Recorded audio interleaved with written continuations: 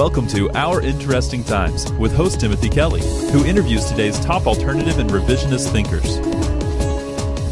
May you live in interesting times.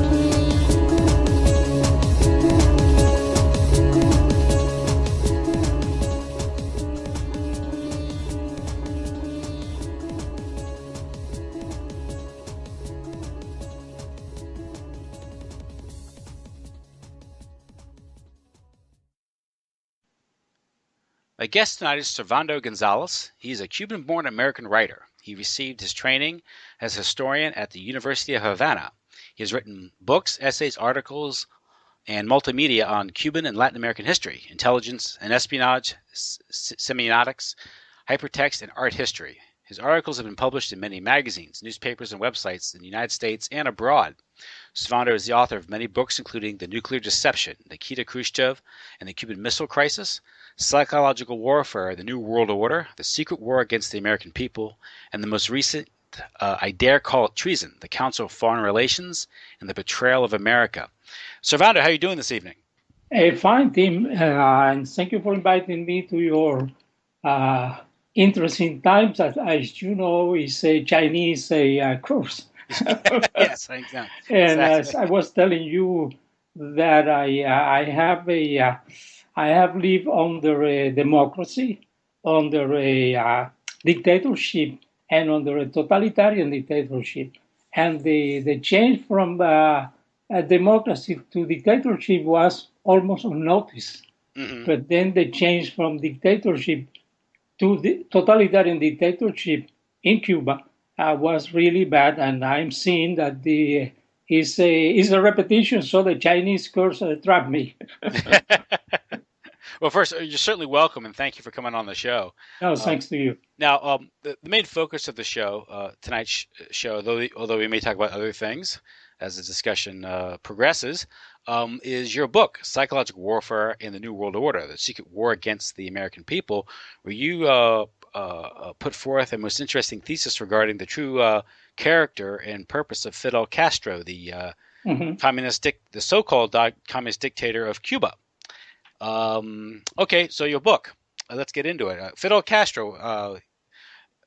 Who is he? What is he? Well, let's go before going to Castro, who was recruited by the CIA in 1948. But first, we need to talk about the CIA, and the origins of the CIA. Actually, the roots of this thing go early in the past century. I would say 1917, when Colonel Edward Mandell House, that was President Woodrow Wilson advisor, and he was actually an agent of the Rothschild Warburg Rockefeller banking cartel. And then he created a group of intellectuals and university professors to act as spies in the signing of the peace armistice in France. And then he called the group the Inquiry. And this group of people, well, the Inquiry was actually a sort of proto civilian American intelligence agency. And this group was formed by Mandell House himself and some other people who later joined what is called the Council of Foreign Relations. They were Allen Dulles and his brother John Foster Dulles, Christian Herter, Walter Lippmann, Archibald Coolidge, Abraham Harriman, and Herbert Hoover. And these guys met in Paris, and they gathered information to advise President Wilson. Now, since the very beginning, these acted like an intelligence agency.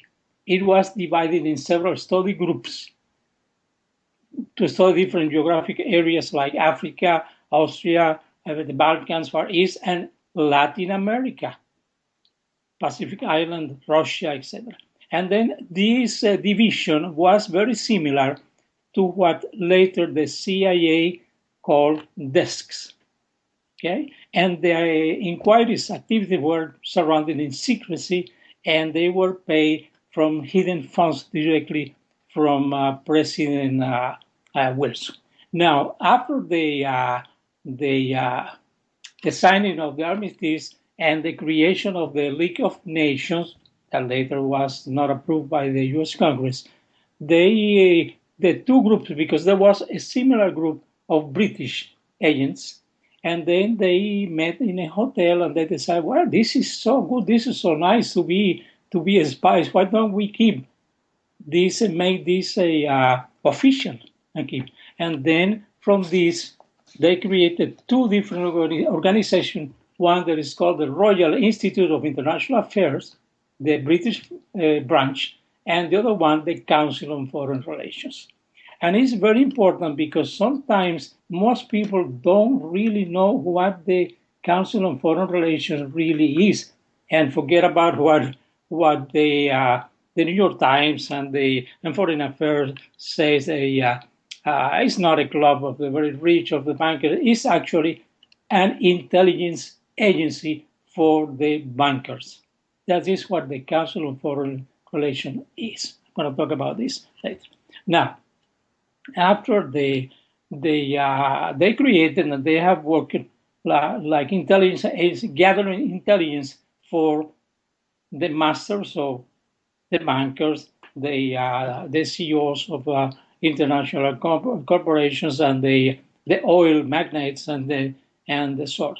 Now, during the Second World War, they created another intelligence organization called the Office of Strategic Services, that in my book I call Of the Bankers, by the Bankers, for the Bankers. That was in 1942. And then the one who was the chief of the OSS was General William Donovan, a millionaire Wall Street corporate lawyer, and his right hand was Allen Dulles, also Wall Street lawyer, and other Wall Street related guys like Frank Wisner, William Colby, that later they joined the CIA. The origin of the CIA is in July 26, 1947, when President Truman signed the National Security Act that created both the Central Intelligence Agency and the National Security Council. The National Security Council, in my book, was created to surround the presidents with the national security advisors to manage the information that gets to them, and as I mentioned in my book, to give them the mushroom treatment, that's keeping them in the dark and feeding them manure. And that's what the National Security Council acts. Now, question: how come, if the Council on Foreign Relations is an intelligence agency, why they need another one? Well, this is took me some time to find out, and then I think I have an answer for this. Well, the conspirators, I call them in the Council on Foreign Relations, and I call them conspirators because you know very well that they have some goals that have nothing to do with democracy, actually the destruction of democracy, the elimination of borders, and the creation of an international government controlled by them. And if I go further, to kill 85% of the population in this planet and turn the survivors into medieval serfs. So the very rich and the very poor, and this I call a real-life Hunger Games. Now, they created the CIA, Central Intelligence Agency. Why? They had one way. The thing is that they needed also a strong arm hand to carry out the governments that they cannot force to do what they wanted. They use military arms, and for that they were using the United States Armed Forces. But they found some real American officer who really took the oath of office for real, that were not happy with that role, fighting wars for the bankers. The most known was General Smedley Butler. And if you read his, actually was a long speech, War is a Racket, you see why most honorable military officers were not happy with the role of being the army of the bankers, and they had that role. Then they created the CIA. Now, the CIA, its role as the name implies, Central Intelligence Agency, was to act as an office gathering information and changing it into intelligence. By the way, most people who get into the field of intelligence and espionage, they don't see that there is a cardinal difference between intelligence and espionage. Even books written by people close to the CIA, they confuse them. And what is intelligence? Intelligence is just information that has been evaluated, that has been validated. And in my books, in psychological warfare and other books, there's a part where I explain the methodology that I use, that I copy from a NATO document. But I think that the most intelligence agencies, the KGB when it was, the Mossad, the MI6, they use something similar. And then it's based on the evaluation of information. You evaluate the information with certain methodology, and then that's the role of an intelligence agency, gathering information and change it into usable intelligence. But that was not the role of they care about the CIA because they had their own intelligence agency. And then see what happened.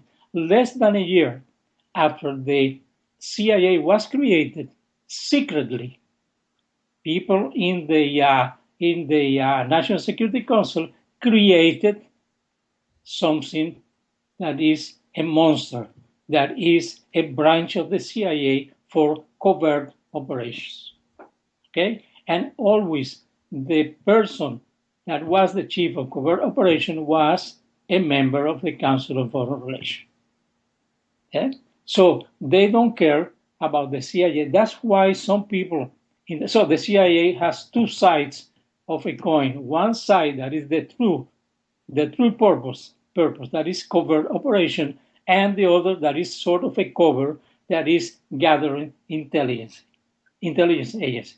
Now, some people, true patriots in the intelligence branch or area of the CIA, they were not happy because they produce intelligence, and then the government took totally different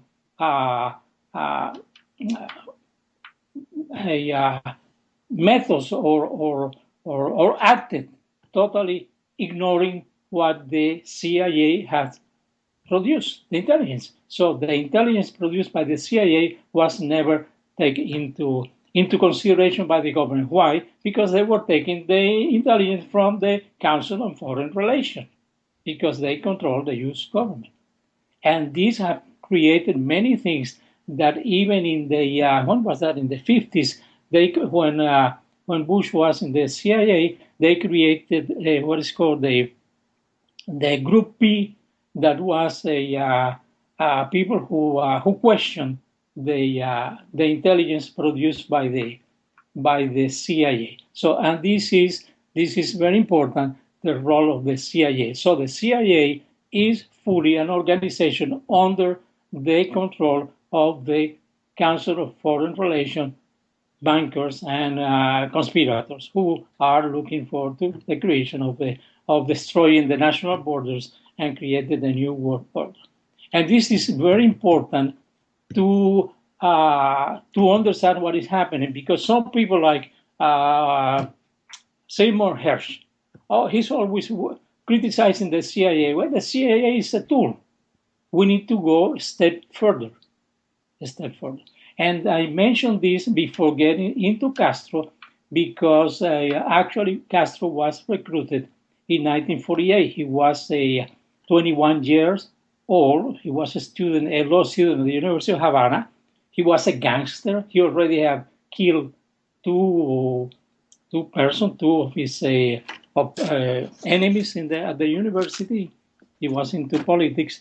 And then I have information. I read the cable from the American embassy in Havana. They notice him, and there is probably some things that are I have no real proof, just that he had been in the United States before, and probably they saw him before, and they recruited him.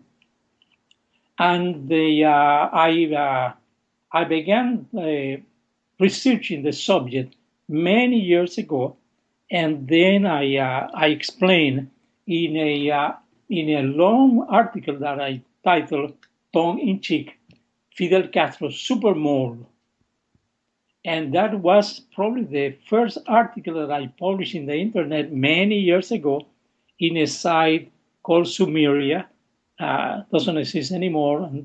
And this I mentioned the possibility, again, tongue-in-cheek, a little, because I have no real proof, just suspicions based on some evidence that the same way that the CIA had a chief of counterintelligence, James Jesus Angleton, who was convinced that the KGB had infiltrated a secret agent, a mole, into the CIA. I said, well, using the mirror image vision of intelligence, well, there should be in the KGB a chief of intelligence that I called him Angletonovich, and then that he suspected that the CIA had infiltrated a mole into the communist camp, and this mole was Fidel Castro. And in this article, I gave some background information, but very speculation. But then many years later, I found a guy, a Cuban, who was a member of the Bay of Pigs invasion. He was captured and stood in prison in Cuba for, I think, a couple of years. Then he was liberated and came to the United States. And he wrote a not well-known book he self-published in Miami called The Secret Crimes of Fidel Castro, where he explains at the very beginning that he was working for the CIA early 1948. He was working for the CIA in a low level. He was called what Italy called a muscle man. These people who, if force is needed, they act. And then he was with another Cuban also working for the CIA in a car in a place east of Havana, in area of mansions in front of the mansion of a residence of Mario Lasso. Mario Lasso was a American educated lawyer that have close ties to the American embassy in Havana. And then Fidel Castro was invited to a secret meeting with some people there. And among the people were several people linked to the CIA. And then he went with his friend Rafael Del Pino Sierra. And then they were, and this guy was in a car in the shadows close to the mansion, looking, and they were armed to see if Castro did any of his crazy things, pull a gun, something like that, and they were going to act. And Castro went there. They were sometime there, and then he said that he knew that Castro was recruited, that he had a guy who was his controller, and he was sent to Bogota, Colombia, as an agent provocateur to create chaos there and then blame the communists. keep in mind that and then on April 9, in 1948, there were violent riots in Bogota, Colombia. They were called the Bogotazo riots, that destroyed the central part of the city. It was incredible. Many people were killed. And then the riots began when somebody killed a populist leader, Gaitan, and then the riser and Fidel Castro was there.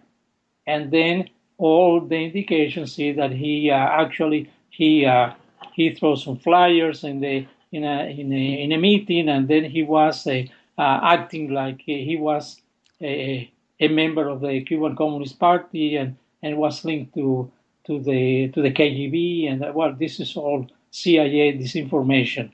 And then and this is how Castro was recruited by the CIA, and that was a total success. It's interesting because the Bogotazo coincided with there was a very important meeting in Bogota, Colombia, the 9th conference of Latin American chancellors or secretaries of states, and was presided by George Marshall, General George Marshall, that at the time was U.S. Secretary of State. And it's interesting. And CFR agent too, right? Oh, yeah. He Marshall Plan came out of the CFR. Oh, yeah. He was one of the traitors. Yeah. Big traitor.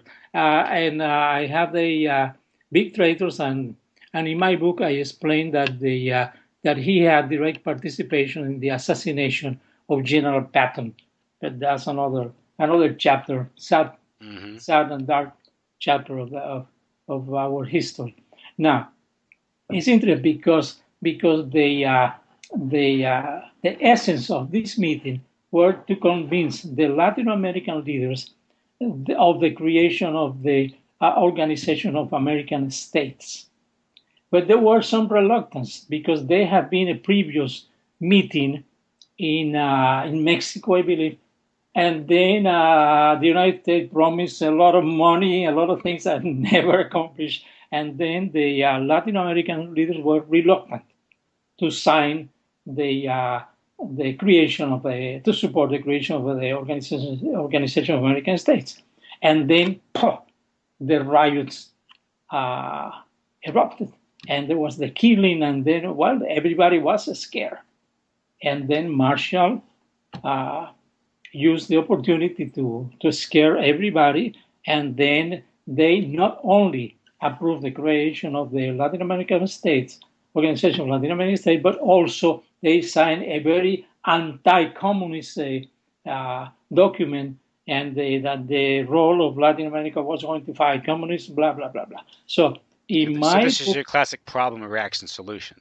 Yeah. And then, and then it's a Hegelian. Yeah.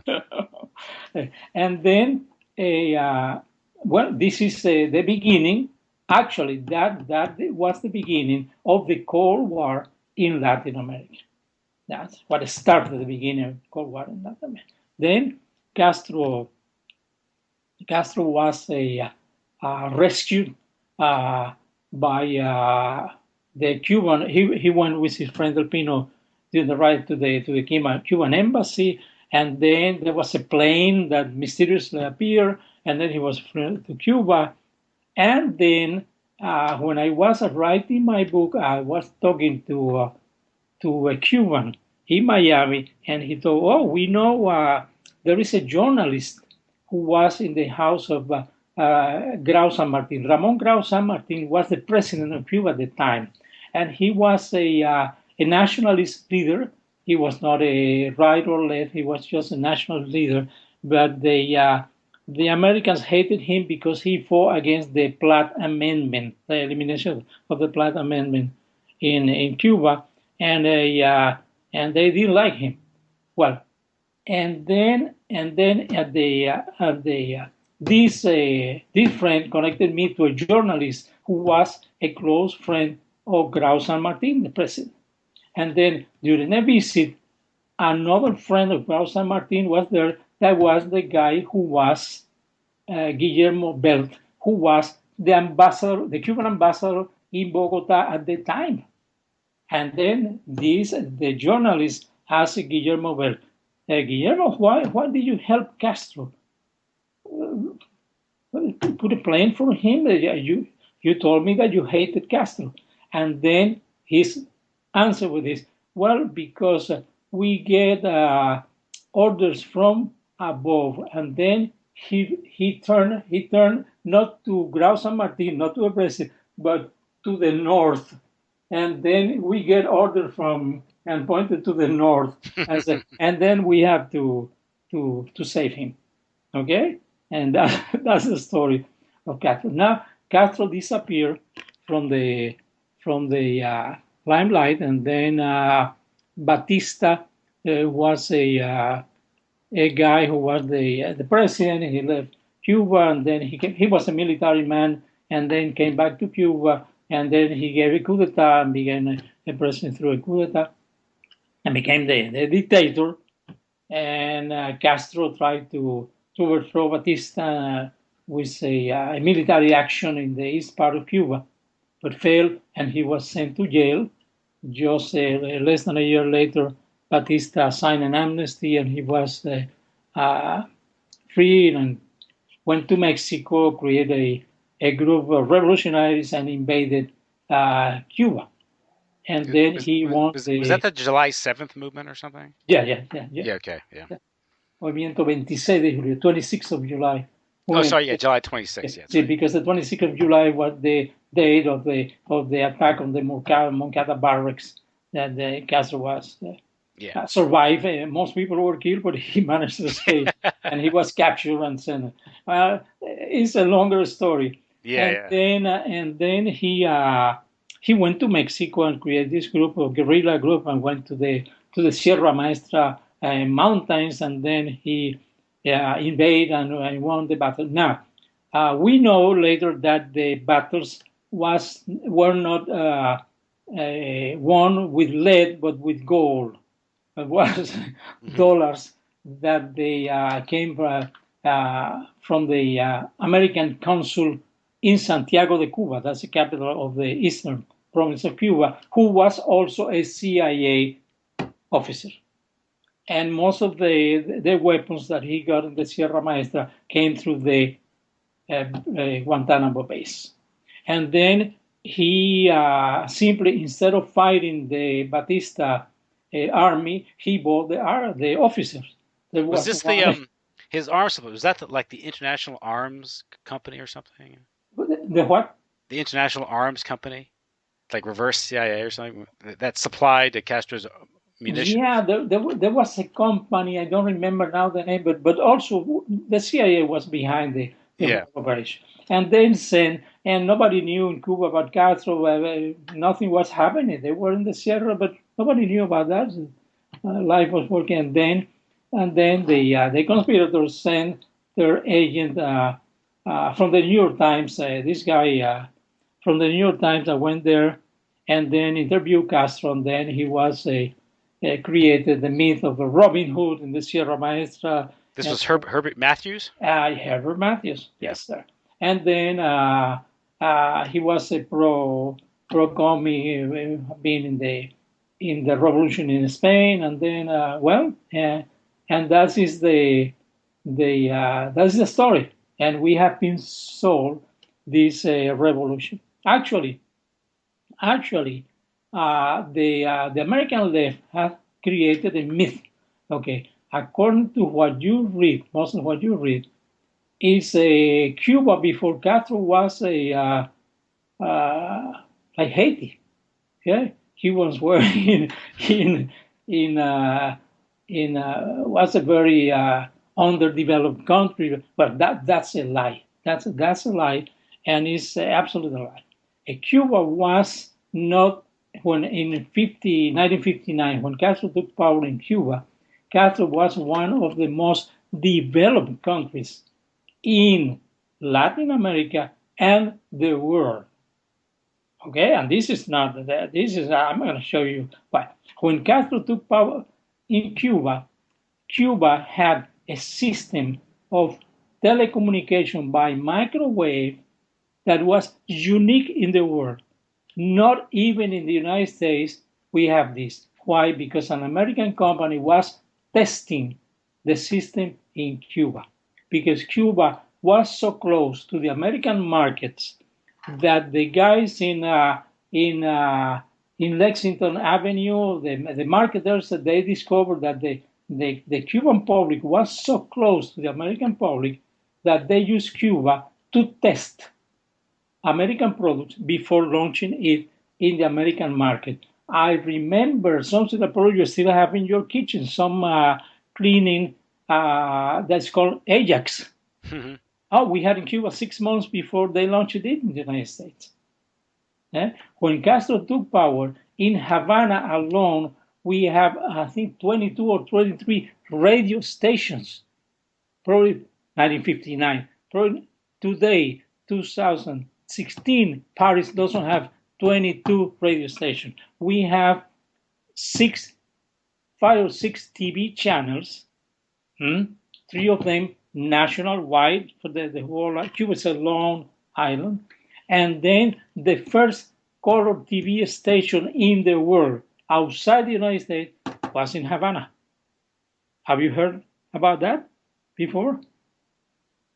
Well, I read about it, and you wrote about it. Well, and then we have newspapers. I remember there was a Diario de la Marina, one newspaper. The Sunday Diario de la Marina was thick, almost an inch thick, when the New York Times was when the Sunday New York Times was also 1 inch thick. We have this newspaper. So Cuba was not an underdeveloped country by any stretch of the imagination. Cuba had a very developed middle class. My family they were not professionals. They were just blue-collar workers. My father, my 2 uncles, they worked in the railroad, and they had very good salaries. We have our own home, a big house, many rooms. So the Cuban middle class was similar to the American middle class, a middle class of well-paid workers. And the Cubans, even though after the War of Spain, there was a lot of American capital. After the Second World War, the Cuban capital began recovering industries, and most of the sugar mills were in 1959 were already back in the hands of Cubans, the Cuban capital. So, and this is what Castro created his revolution that we need what the Cubans were expecting was a rebellion against a president who had become a dictator. That's interesting because one of the real reasons for the Spanish-American War was that the bankers, National City Bank, the Rockefellers, coveted the sugar fields of Cuba, wanted to get control of it, and they used the excuse for Spanish oppression in Cuba to start the war. And so they sent the main battleship that mysteriously exploded in Havana Bay. Exactly. Remember the Maine? To hell with Spain. Yeah, that's right. And so what you're saying is that indirectly, using Castro as an agent, you're saying is by the 50s, Cuba was developing so well economically, and Cubans started to get a hold of their own natural resources again. Mm-hmm. And one way the Wall Street and the international bankers would get control of again would be, to send Castro in as an agent to change, reverse all that, contain and impoverish. Yeah, that is interesting because I you remember that in the 1980s, Mexico is a very rich country. I've been in Mexico several times. It's a very rich country that has all mineral resources. It's a agricultural land. It's a very rich country, resources. It has a very educated working class and really working. And then in the 80s, Mexico was developing, and something happened. The peso collapses, and the economy crashed. And later I read something that initially I thought was who say that was Henry Kissinger, but now I found new information that apparently was Zbigniew Brzezinski, who say we cannot allow for a Japan south of the border. Yes. Okay? Yeah. Well, the first Japan south of the border, we have been Cuba. And some people here say, no, we should not allow this Japan south of the border. They fear Japan in Cuba. I remember that Batista was a dictator, but the last 3 years under the Batista dictatorship, the economy in Cuba was booming, incredible, like never before. And there were so many plans for development in Cuba. One of them was that some of the Hollywood companies who were paying high amount of taxes in the United States, they have put an eye on Isle of Pine. There is a big island south of the western part of Cuba, and then called Isle of Pine. That is the isle mentioned in Robert Louis Stevenson Treasure Island, and they plan to move eventually some of the studios to Isle of Pine. Isle of Pine already had a free trade zone, and then some companies were planning to make subways in Havana, and the Malecon, that is this beautiful promenade close to the sea, is like a U, and they plan to stray this and build, 10-night big hotels and all this stuff. And it's interesting because it's now the economy of Cuba, the Cuban economy, the indexes of the Cuban economy are probably below Haiti. And in 1959, Cuba was only second to Argentina, and probably Argentina, and in some things to Mexico, in a very few things. Okay, but Cuba produced most of the food, most of the meat, was self-sufficient, and everything was destroyed. So it's an example of taking a very well-developed country, a country with a very well-developed economy, and in a few years turning it into a land of poverty where there are just two classes: the all-powerful rich, that is Castro, his families, and his what is called the nomenclatura, and then the rest of the people that live like medieval serfs. Well, that is exactly what the New World Order is about. Yeah, it sounds like Maurice Strong, Club of Rome, these things. Yeah.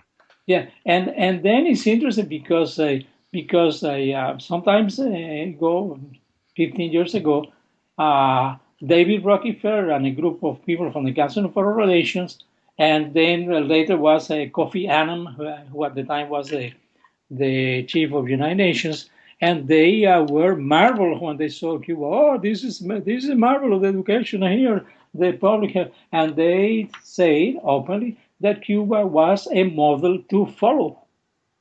Well, I see what they were talking about. By the way, more than 20 years ago, I began talking to relatives and close friends.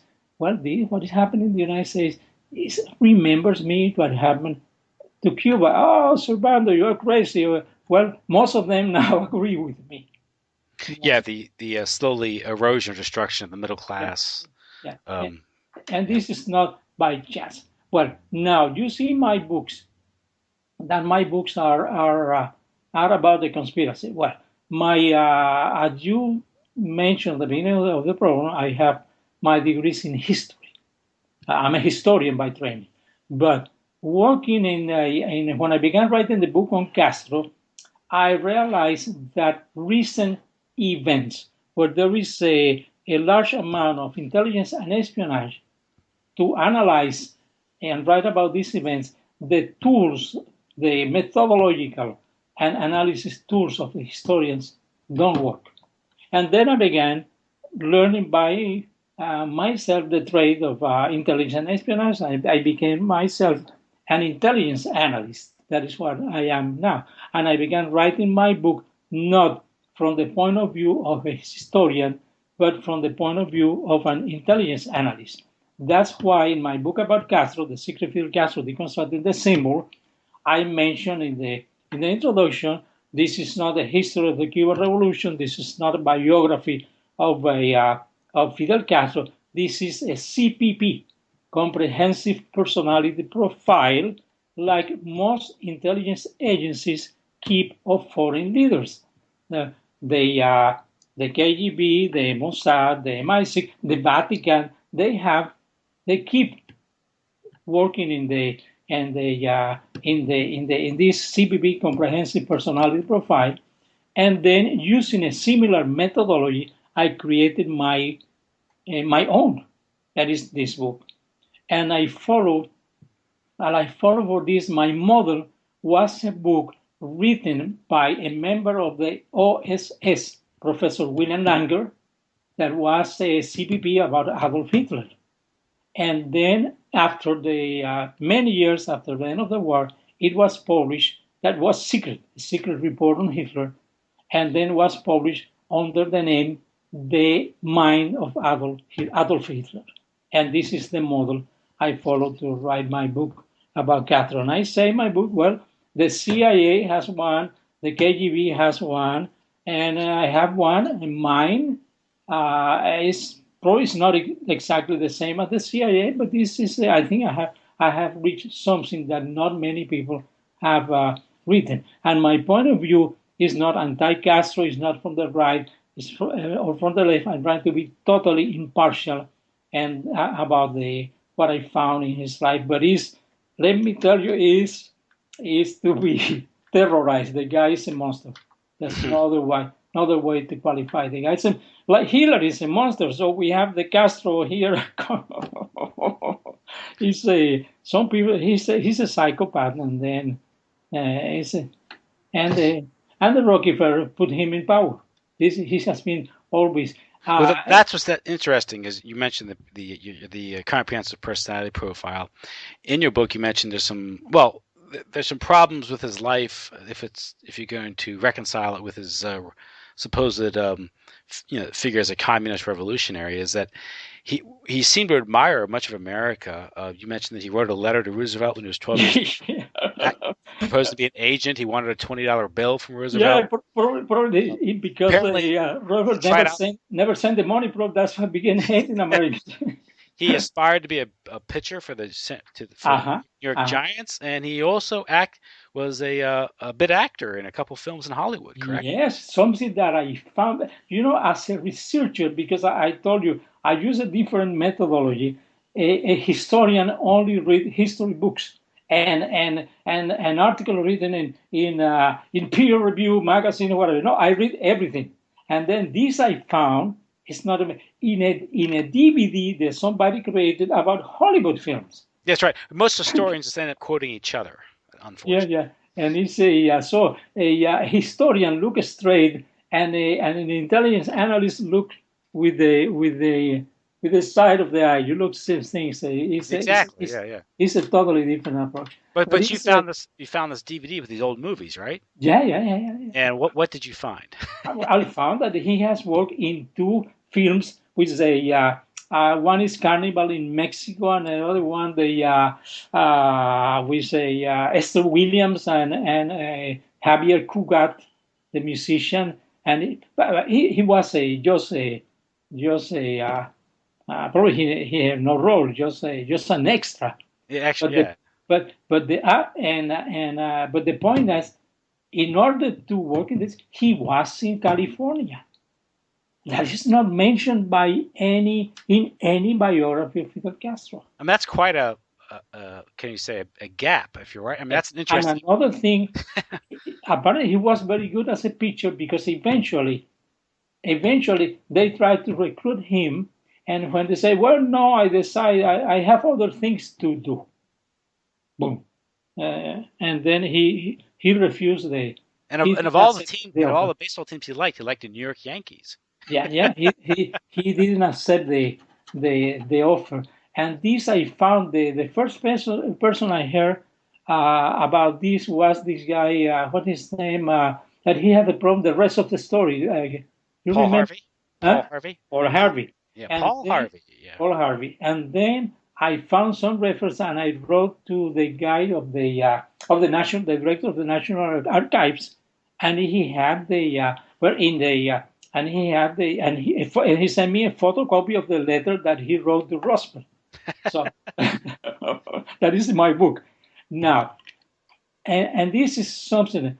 One day, because I've been in many parts of the United States, I was in Air Force Place in Mobile, Alabama, and I was with my son in a line in a post office, and there was a guy behind us. And then he listened to us talking in Spanish, and he talked to us. He's an American. He talked Spanish, and then we were talking to him, and I don't know what. There was a long line waiting, and then he told me that he was a filmmaker. He was going to Brazil next day and then the conversation went into Cuba, and he told me that he was working for military intelligence and that he got his training at Quantico.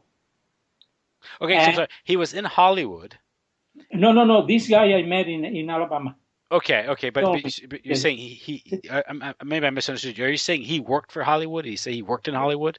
No. That's Fidel Castro. He was I misunderstood. He's another person that was on the line. Okay. On the line, a conversation. He said, "Oh, you know that I get my training in Quantico. At the beginning, the CIA get trained the people before they have what is called the farm. They trained in Quantico. That was for the CIA trained people." And he told me that in Quantico, he heard rumors that Fidel Castro had been trained there. I have no proof, just this. On the other hand, the first KGB agent, the first Soviet agent that they sent to Cuba was a guy that. What's his name? Alexander Alexeyev, that later was appointed by Castro, the Soviet ambassador. This is a story I'm going to tell. This is very interesting. and then Alexeyev went there, passing as a journalist for Izvestia. They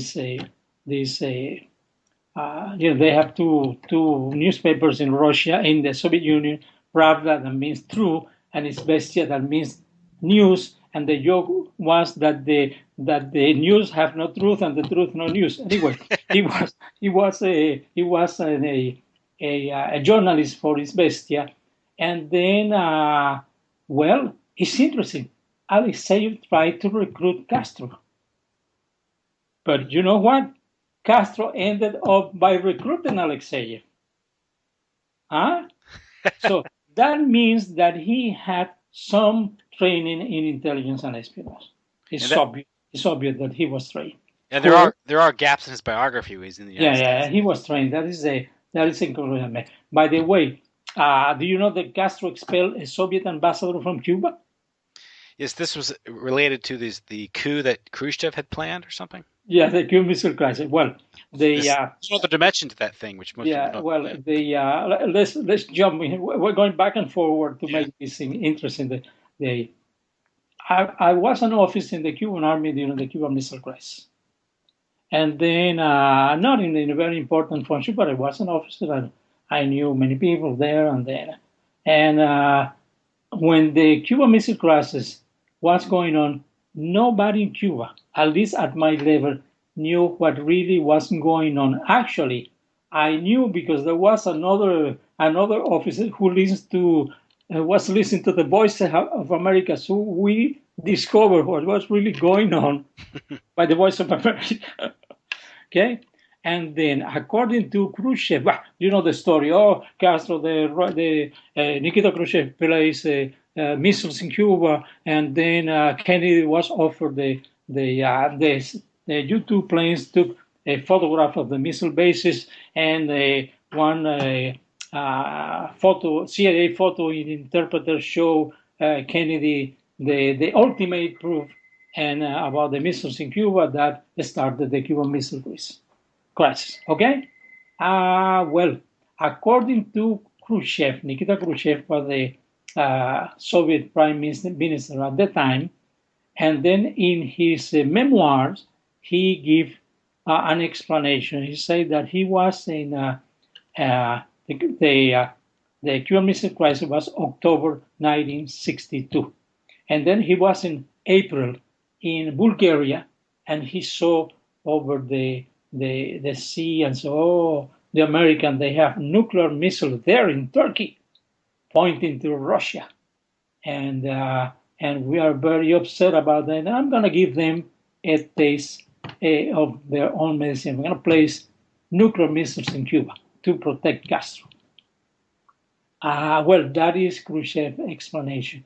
But this really is very difficult to take because it was in April 1962 when Castro expelled a Soviet ambassador from Cuba. The name of the ambassador was Sergei Kudryavtsev. This Sergei Kudryavtsev was a fat guy and doesn't look very important, but he, according to Barron in his book KGB, he had been expelled from Canada some years before because he was the guy who stole some of the nuclear secrets. And Barron called him master spy. And it seems that Kudryavtsev and some KGB guys in the Soviet embassy in Havana linked to a group of members of the Cuban Communist Party, the true Cuban Communist Party, not the Communist Party created for Castro. And let me explain to you that Cuba traditionally had a very strong Communist Party. And then these people were conspiring to overthrow Castro by force. And then Castro discovered the operation and then apprehended the Soviet ambassador Kudryavtsev, put him in jail, and next day, without letting him chance to change his underwear, put him in a plane to Moscow. Like that. A few weeks before, Castro had recalled his ambassador, Faurichamon, from Moscow. Now I'm asking you, when two countries retired their ambassadors, how do you think about the relation between these two countries? Are very high, very low? A bit strained. Strained. Usually, sometimes this is the beginning of a breakdown in relations. So, and that was the time that Nikita Khrushchev chose to give Castro nuclear missiles. So was he a masochist? He was crazy? I don't think so. Another thing that is Kudryavtsev was sent to Moscow. What Nikita Khrushchev did, Kudryavtsev, who acted so crazy, shot him in the war, sent him to Siberia. No, he was appointed in a high position at in Paris at the UNESCO. That means that Kudryavtsev didn't act by himself. He was following orders from Apple. Now, another thing that is strange on the Cuban Missile Crisis is this. In intelligence and espionage, to accept something as a fact, you need to have, when something you accept as a fact, when this links well to previous events. So, and the Soviets never before the Cuban Missile Crisis placed nuclear warheads outside their borders. And sometimes, I think they had missiles in Poland and probably in Czechoslovakia capable of nuclear capability, but the nuclear warheads were kept in Soviet territory. Moreover, the warheads were not even in the hands of the army, were controlled by a special Spetsnaz group just to take care of the nuclear warheads.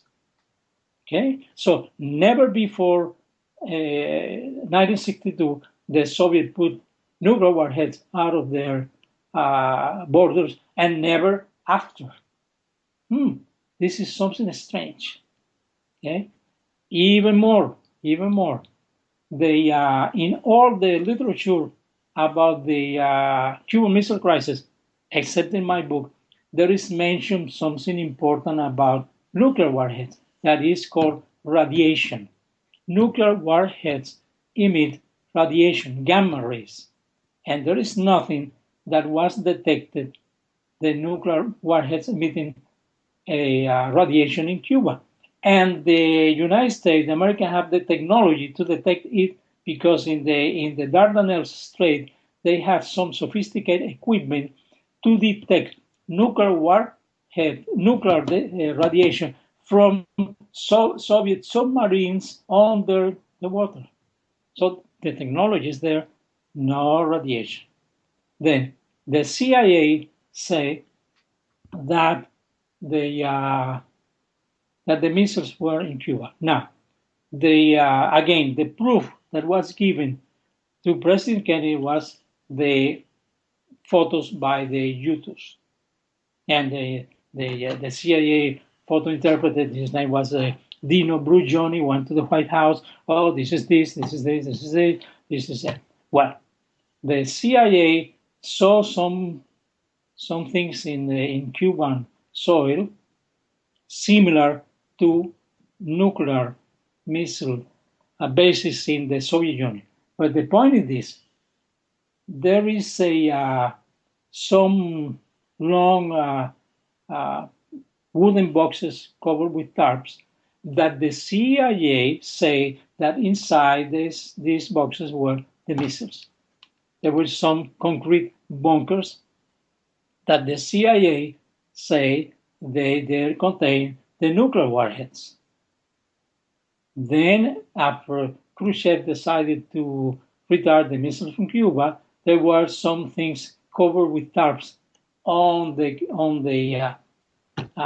in the deck of the Soviet ships that the CIA say were nuclear warheads, but nobody touched, smelled, measured the radiation, and much less photographed the missiles. So, in my conclusion, what the Russians were retiring from Cuba? The guess of the CIA were nuclear missiles. My guess were Havana cigars for Nikita Khrushchev. My guess is as good as the CIA. I have no proof that were Havana cigars, and the CIA had no proof that were nuclear missiles back to Cuba. Also, it's strange. Why didn't Kennedy order the American ships to stop the Soviet cargo ships and physically inspect the missiles? Why? Many things that defy logic and explanation. In my opinion, the fact that there were nuclear missiles in Cuba with a nuclear warhead has never been proved, period. And this is final. I have read many books after I wrote my book, and the rest repeat the same story. McNamara went to Cuba, and there were 8 nuclear warheads. Then some Russians said, no, there were 20, there were 80, there were hundreds of nuclear warheads in Cuba. Nobody has proved that. In my opinion, was just a scare operation that Nikita Khrushchev, that was a theory when I published my book. Now I have other theories without discarding this, that Nikita Khrushchev wanted to get rid of Fidel Castro, but he couldn't do it openly. He was not going to overthrow Castro because that was a big scandal. Castro was a communist, and you cannot do that. And then they say, well, let's provoke the American to do the dirty work for me. Now, let's suppose that the United States had invaded Cuba during the Cuban Missile Crisis. They went to Cuba, killed a lot of people, fighting there, and they went to the nuclear bases and no missile here, no nuclear warheads. What would have happened? Then Nikita Khrushchev would have gone to the United Nations and accused strongly the United States for invading a country like Cuba, poor Cuba and poor Castro. He was killed in action in Cuba. He was hanged, whatever. And then, he put a egg in the heads of the Americans and also got rid of Castro. Yeah, the blood would be on the American Empire's hands. That's my theory, and very interesting. And and I don't see it seems crazy, but it's the only one that explains a lot of things. And what explains why the United States were not invaded is because Castro was ultimately working for the CFR, which controls. That I discovered later. At the time. But it would explain why U.S. Has tolerated Castro for so long. Of course. You know, they can kill an American president. They can kill people all around the world. They cannot kill this crazy guy in Cuba. According to Castro, they tried the CIA tried to kill him 80 times, 200 times. Well, there is something interesting. When the Cubans in Miami, controlled by the CIA, tried to kill Castro, the CIA allowed it, but they always fail. Yeah? The powder was not the one. The poison never worked. Now, when a group of Cubans out of the CIA, out of the control of the CIA, freelancers tried to kill Castro, what happened? The FBI captured them and said, no. Shh, you cannot do that. Okay. Mm-hmm.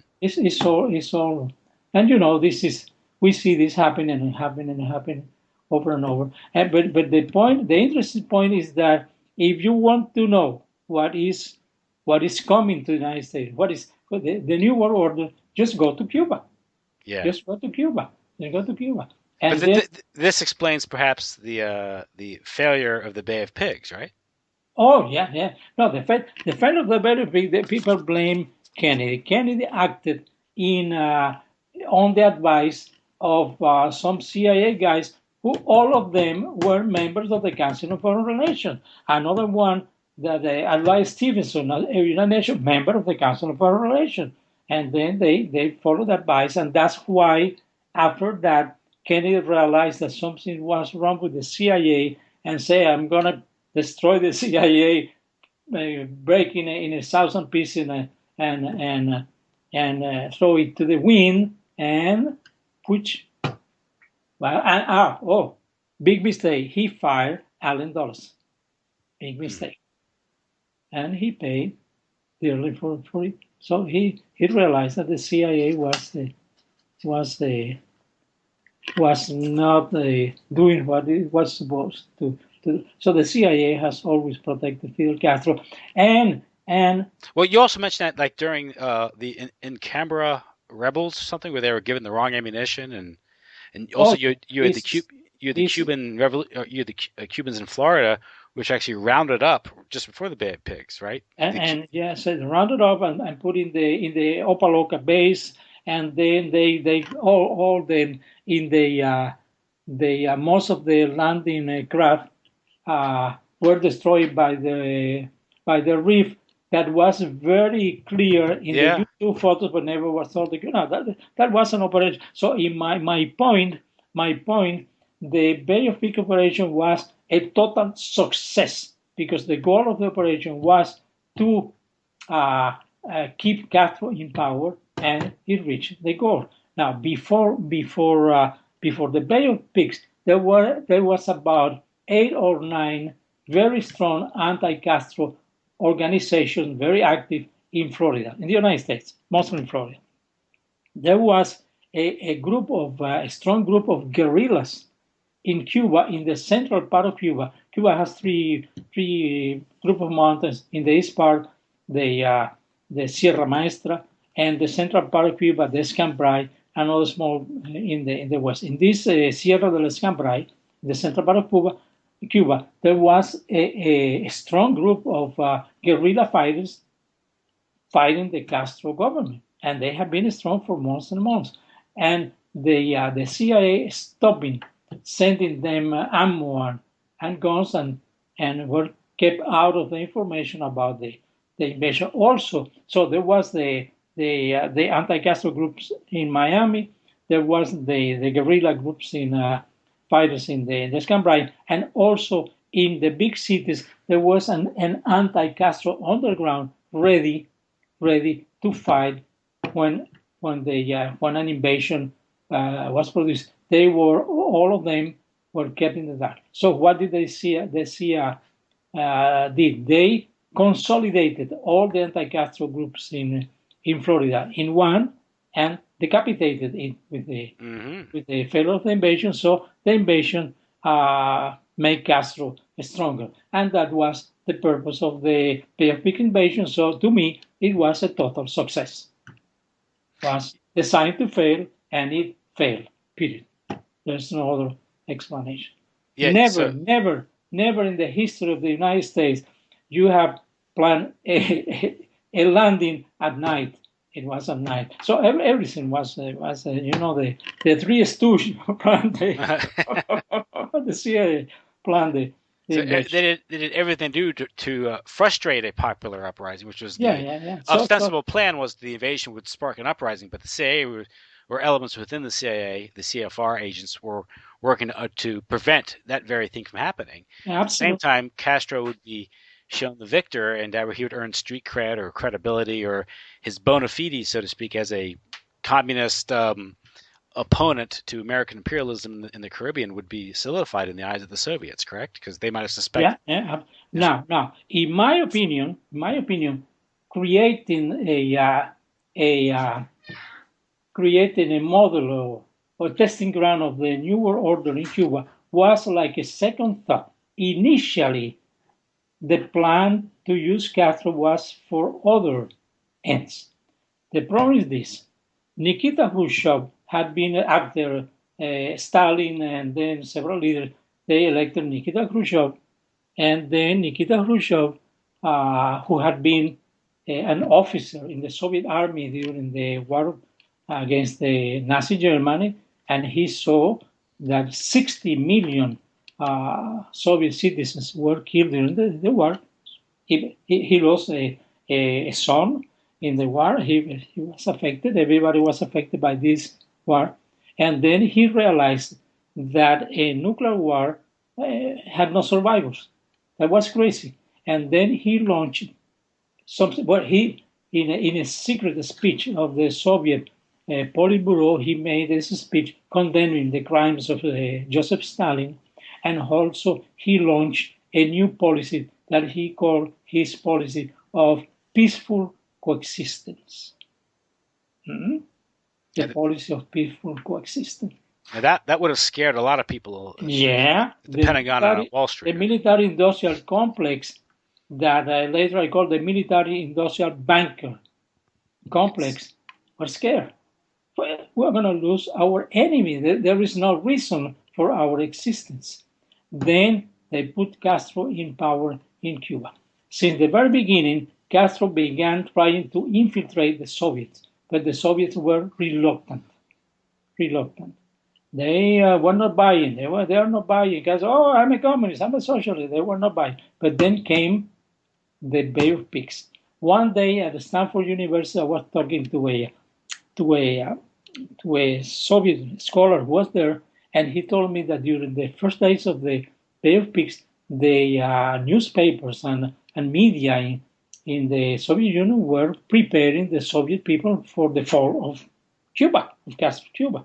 But suddenly, Castro won the battle of the Bay of Pigs, and this convinced the Soviet leadership that Castro was true. A very important thing that they had suspicion about Castro was Nikita Khrushchev's son, Sergei Khrushchev. He came to the United States 30 years ago, became an American citizen, and he was a college professor. And in a speech that he gave in a college, he mentioned that a long time ago, when he was a teenager, he was in the Kremlin, and he overheard his father, Nikita Khrushchev, talking to a small group of high-level Soviet leaders that they had suspicions about Castro, because Castro was he was a lawyer educated by the Jesuits. His father was a landlord in the eastern part of Cuba, and they suspected that Castro was an American agent. That's said by Sergei Khrushchev. Well, then came the Bay of Pigs, and Castro won. And that was the fact that convinced the Soviet leadership, Nikita Khrushchev among them, that Castro was real. And then they began supporting Castro. Now, and they opened their arms and accepted Castro. What Castro did exactly as he was accepted into the Soviet field, he began strongly criticizing Nikita Khrushchev's doctrine of peaceful coexistence, and then began creating guerrillas in Latin America, in Middle East and Africa, and so he began fighting the Nikita Khrushchev. Nikita Khrushchev was a traitor to the communist movement because we need to fight imperialism, American imperialism. Mm-hmm. So he began fighting Nikita Khrushchev. So that was good news for the American military. Yeah, that creates an arena for drug running, arms deals. He was involved. He was trafficking. That and even killed some of his officers. There is a Cuban writer who said that Castro ran out of enemies and began killing his friends. And then, killed more friends than enemies. Yeah, the guys that he killed because of the drug trafficking were not involved in that. And then just simply that's his way. He's a psychopath. But his role is to stir up trouble throughout Latin America. I guess this would create it's a strategy of tension. This would make maybe the wealthy class, the people that own capital in Latin America, maybe not to invest it locally, but to send it abroad, perhaps to Chase Manhattan Bank as opposed to keeping it in a local bank. And he helped the flight of capital from Latin America to the United States was because insecurity created by Castro's guerrillas and many things. But also it also creates greater indebtedness because as the capital flies, those companies have to borrow more. Yeah. Also, when Castro invaded Angola, mm-hmm. and then the invasion of Angola. By the way, at the time, I was not a member of the military, but I was in the reserve.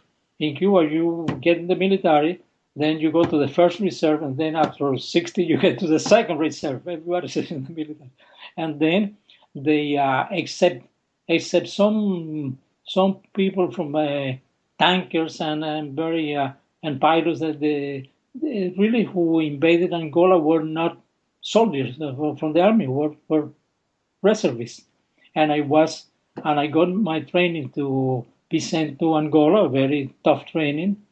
Fortunately, I was in the last groups, and then there was an international scandal, and I finally was not sent, but there was many people sent to Angola. Now, Castro went to Angola. Now, who profited?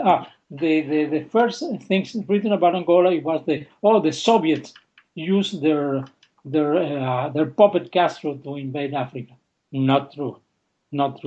Even though the material, the tanks, the planes, the trucks, everything were Soviet, but they used even merchant ships to Cuba to ship these things to Cuba, to Angola, and the Soviets had no part in the invasion.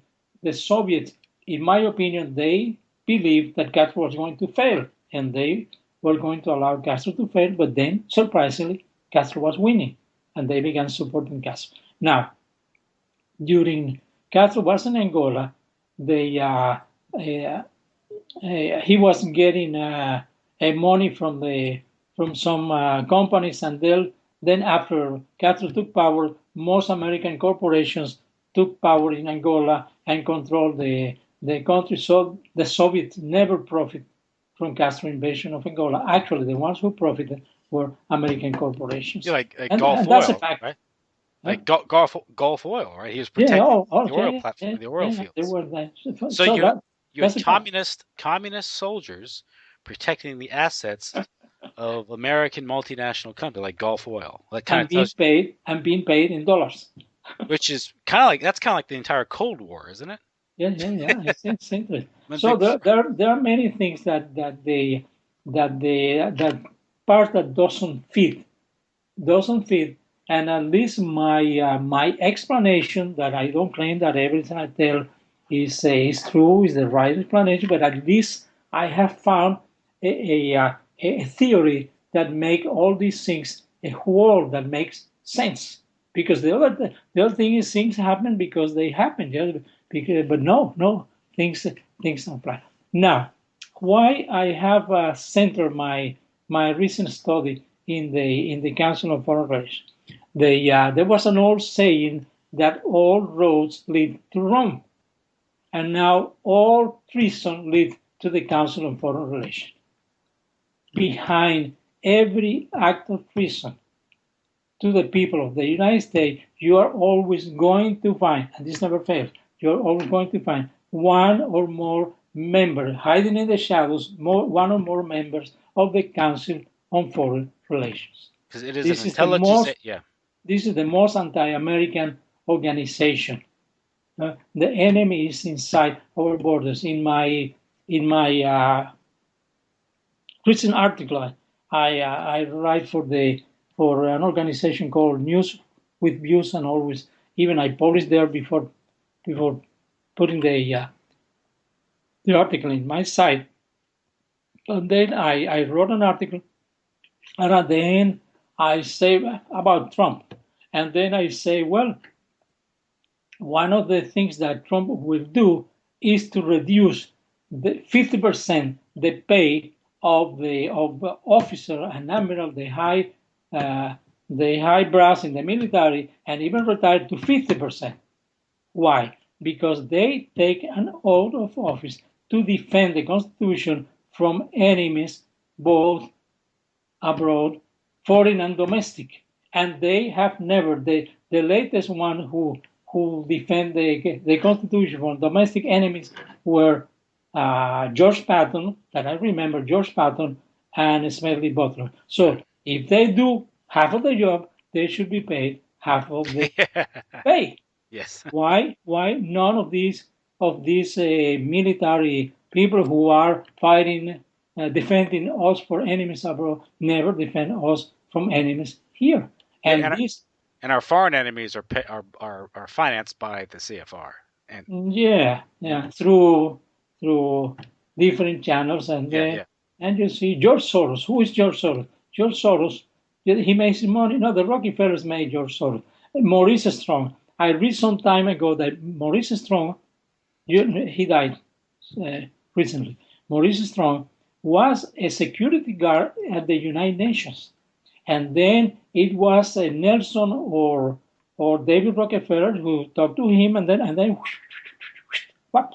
And then suddenly he's a millionaire and fighting for the environment, and the same Henry Kissinger. Henry Kissinger was a sergeant in military intelligence, and Nelson Rockefeller was also military intelligence. He found Henry Kissinger, and then Henry Kissinger, professor at Harvard, and then all these people are reflections of the Rockefellers and other bankers. Yes, this transnational elite or so if superclass. We don't need to invade Afghanistan. We need to invade Wall Street. Rockets, missiles, whatever. This is where the enemies are. Well, Castro again. Castro seems like one of these sort of like a bacillus, the same way that Lenin and Trotsky were sent into Russia by London and New York. Like Winston Churchill that they send Lenin like a virus. To destabilize Russia, to weaken it and impoverish it, to kind of so it doesn't compete with the West. On the other hand, don't underestimate Castro. He has been an agent, but not a puppet. In fact, I think that at some time he threatened the Rockefellers. Mm-hmm. Oh yes. He mentioned that he had no nuclear missiles, but he had planes that he can drop bombs in in a nuclear plant in Florida and create a nuclear catastrophe in the United States. And then, well, I have the opinion that he had an active role in the assassination of President Kennedy and many others that we ignore. So, and the Rockefellers know that the guy is not being is difficult. It's a real and present danger. Well, yeah, David's 101 now, but he did have a quote a couple decades ago that kind of gives us the at least him and the whole milieu or super class that he's a part of. He said in his memoirs, "Some even believe we are part of a secret cabal working against the best interest of the United States, characterizing my family and me as internationalists and of conspiring with others around the world to build a more integrated global political economic structure. One world, if you will.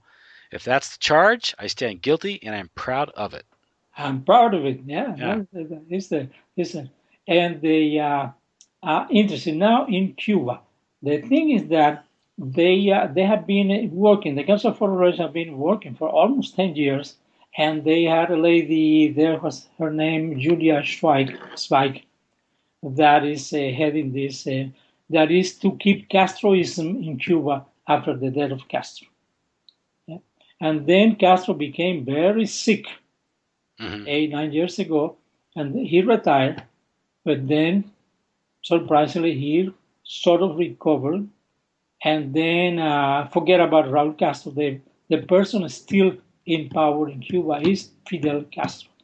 The thing in Cuba is that the Cuban government under Castro has never been a pyramid. It's a truncated pyramid where you have Castro on top, number one, and there are no number twos, and there are several number threes.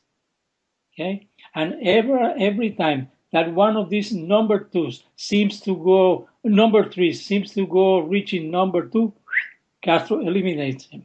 That happened to the first one, Camilo Cienfuegos, that was in command. That happened to Che Guevara. It was, in my opinion, the killing of Che Guevara was a joint CIA Castro operation, and happened to many others. So and so Raúl Castro has never had any real power in Cuba and has no knowledge of power. So and Castro is still in power. And see that now when Obama took this unilateral action in Cuba, Castro immediately began criticizing strongly Obama for trying to change things in Cuba. So while Castro is alive, no change will be in Cuba. There is no change while Castro is. He's still in power in Cuba. Believe it or not, he's still in power. And Raúl Castro is old. He's very sick. He's an alcoholic, and he has no power, no real power. So, and this is the Cuban conundrum. Mm-hmm. The Cuban. And unfortunately, things are changing in the United States, resembling what we had in Cuba so many years ago. And this is real bad news, and the only hope is Donald Trump. Donald Trump. There are so many theories about Donald Trump, but my point is that there is by the way, I'm not a member of the Republican or Democratic Party, and I promised myself many years ago never give my vote to any incumbent or to any member of the Republican or Democratic Party. So if Donald Trump goes independent, I give my vote. If he's run as a Democrat, I never give him vote. But there is some people have suspicions about Trump. I would say, well, there is a 5% of possibilities that Trump is not what he says that he is. But on the other hand, there is 95% of possibilities that Hillary Clinton is controlled by the Council on Foreign Relations. He said that. He said publicly when they were inaugurating the new CFR building in Washington, D.C. That's where I go to get my order. Yeah. And that's unfortunately that's what is going on in America. But this we are living really interesting times. Don't you agree, Tim? Oh yes, unfortunately we are. I yearn for the quiet life, but yes, yeah. things are getting very interesting, unfortunately. But Yeah. you spelled it out. Yeah, unfortunately. You spelled it out First. well. Is how this got going was the formation of the Council on Foreign Relations, 1921, coincided with the creation of the Royal Institute of International Affairs. Both of these grew out of the Rhodes Trust, which is this scheme created by Cecil Rhodes in his will to establish an Anglo-American global empire. And this is kind of what we're talking about here. But what you're saying is the CFR created all these desks. The dream of Cecil Rhodes. Yes. And the idea was, well, this is how it works structurally or practically, was these guys, the CFR, were so well organized that when the American empire came into its fruition, I would say arguably after World War I, but through the 30s into the Second World War, which was created by the same people who created the First World War, really, they're in a position to swarm the all the agencies that popped up, whether it's the expanded State Department, the National Security Agency, and the CIA. So they're in a position immediately because they were the experts, right? And you saw that. I think it was the CFR had the War and Peace Studies, which is a Rockefeller study, planning out post-war Europe in 1939, controlling the State Department. Yeah, and so they had all their ducks lined up, and they could take over these. They were in a better position to manage the world because they were succeeding the British Empire at that point. Although at this point the British Empire is a shell, but so is the United States. Because behind this are the Rockefellers, the Rothschilds, the bloodlines, the elite families who control the central banks and the financial situation in the world, who make money off all the blood and all the blood that's spilled in the wars, all the debt that's created. You were mentioning like what they have planned for Cuba. Well, I mean, if that's not just speculation, because in 1974, Henry Kissinger wrote that National Security Study Memorandum 200, calling for the impoverishment of the third world through debt, and also that's one of the reasons why they created the oil crisis, was to destroy development in the third world. You know? On the other hand, it seems that we have put a rebar on the CFR machinery. I just published an article in 3 parts that I titled "How the CFR conspirators miscalculated." The first part is the internet. They have lost the monopoly of information. Second part is the new Russia, Putin. And the third part is Donald Trump. So let's see. Yes, see what happens. I don't know. Like you, I don't put much faith in electoral politics, much less Donald Trump. But I do know. I know what you're saying. I do see some hope and some resistant power block, like whether it's China or Russia. This isn't to say I respect the regime in China or I respect Putin. It's just to acknowledge that maybe they represent different interests or a different bloc that can at least check the madmen who run the Anglo. But the thing is that it's much better a war controlled by 3 bad guys that that having one controlled by only bad guy. Yes, that's then the 3 bad guys fight each other. Because there's some chance of sanity. You're right. Yeah. Because they were thinking the reason why they want one world. They're talking about unipolar war. The total hegemon, like you see, but the plans are not going according to the oil machinery that they have. Something is wrong that the machinery has the stall. Yes, that's a fact. So let's see, Josh. We need to wait. We are living very interesting times. Well, listen, Servando, I want to thank you. We're coming up on an hour and a half, and I said I wouldn't keep you longer than that. And I want to keep stay to my word here. Listen, that's great. Okay, your most recent book is the I Dare Call It Treason, right? Yes, but the one that is the heavy. I think that if you want to read my books, the heavy way is psychological warfare. Yes. And the New World Order. If you read that, then you can go to the one, because this is the one that really gets you up to speed in what's really going on, and is written in a very clear language.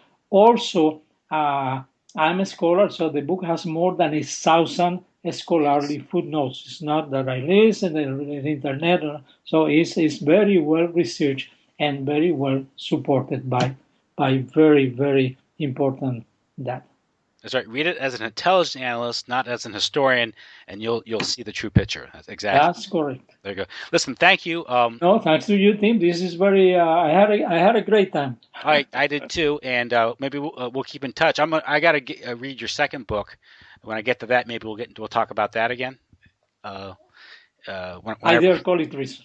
Yeah, I dare call it treason, and when I get a chance to read that, perhaps we'll discuss that, or maybe some others. Maybe it'll be after the election, and we'll see what happens. Yeah, I'm working. I need to wait and update the book with all the second term of Obama, and then what is the future? I don't know what. Yeah, well, no, we don't exactly. So great. Listen, good night then, and take care.